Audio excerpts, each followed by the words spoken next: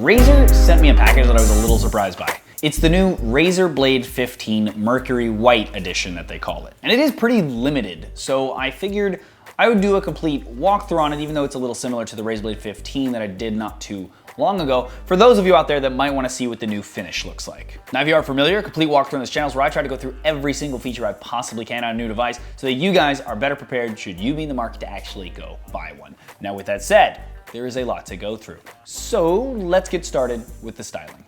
So first, we need to talk about the new design language with the Razer Blade 15 in general. And it can be described in one word: boxy. Following the styling of the Razer phone that was released not too long ago, the new Razer Blade 15 has a very squared design with much sharper edges than the previous model. Personally, I kind of like it. The entire laptop is made out of an aluminum unibody design that is painted in what they call Mercury White, but I would probably call white silver or something, as it's definitely got a silver tone to it. It is 14 inches wide by 9.3 inches deep and 0.66 inches thin for the 1060 model and 0.68 inches thin for the 1070 model, which means it's only a bit wider than the previous Razer Blade and a hair thinner actually. Which is pretty incredible considering it now has a 15.6 inch IPS screen thanks to the much smaller 4.6 millimeter bezels. According to Razer, this is still the world's smallest 15.6 inch gaming laptop. That screen is available in two versions for the Mercury White model only: a 60Hz 1920 by 1080 matte finish option, or a 1920 by 1080 144Hz matte finish option. Above the screen, there's a 1 megapixel 720p webcam and our array microphones. Here's what the webcam looks like and sounds like. Below it, we have our anti-ghosting, very clicky mechanical keyboard as usual for Razer that has individual RGB coloring for each key that can be controlled and customized pretty extensively via the Razer Synapse app, which we'll get to more in a sec. And we have a 50% larger clickable glass trackpad compared to last year's Blade that is thankfully a precision trackpad, which is always a better choice. If you aren't familiar with precision trackpads, it basically means Windows handles the drivers. You can use Windows gestures, and it'll be updated by Microsoft, which just makes for a more seamless and, yes, precise integration with Windows.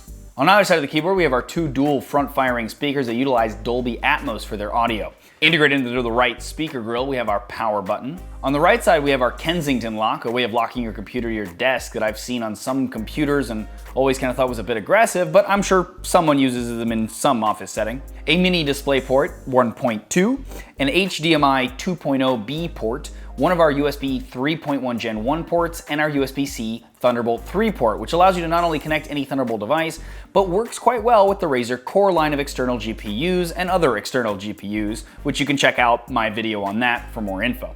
On the left side, we have our new squashed power port. Apparently they needed to make it this shape to fit it in the thinner sides of the Razer Blade 15. Two more of our USB 3.1 Gen 1 ports and our 3.5mm headphone microphone combo port.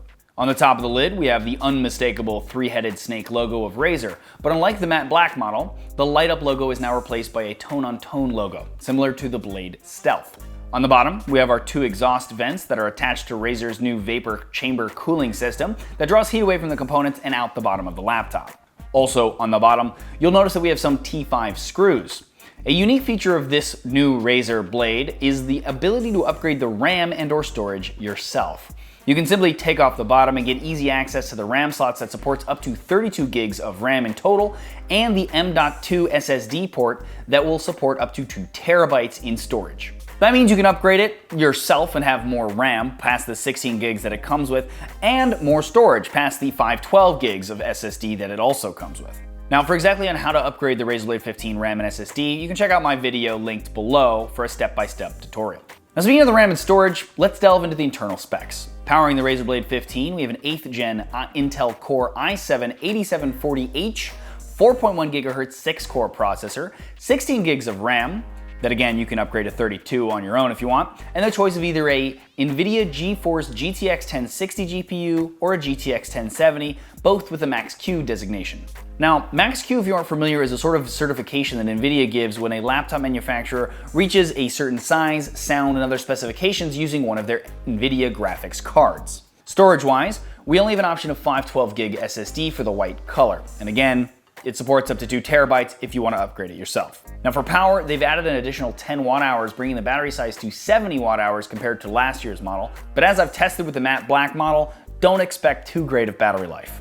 Now, let's move on to the software, which thanks to Razer's no bloatware policy, there isn't really much to cover. It is running Windows 10 and comes with Candy Crush and Minecraft games pre-installed. I'm pretty sure that those are included in Windows 10 nowadays since I see them on so many laptops, and of course, you can easily uninstall them by right-clicking on them if you want.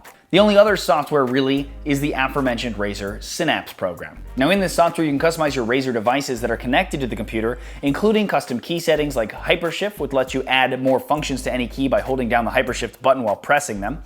You can customize color settings called chroma for each individual device, or even sync them up so they orchestrate their patterns with each other. You can add profiles to change colors, performance settings, etc. based on games you're playing or other programs whenever they're opened. And using the Philips Hue module, even alter the lighting in your house if you have Philips Hue bulbs installed. Finally in here, we have the macro module that allows you to set a combination of keys to run whenever you press a certain key.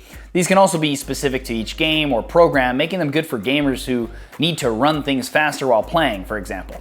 Now, for anyone wondering, here are the scores for a couple of common benchmarks.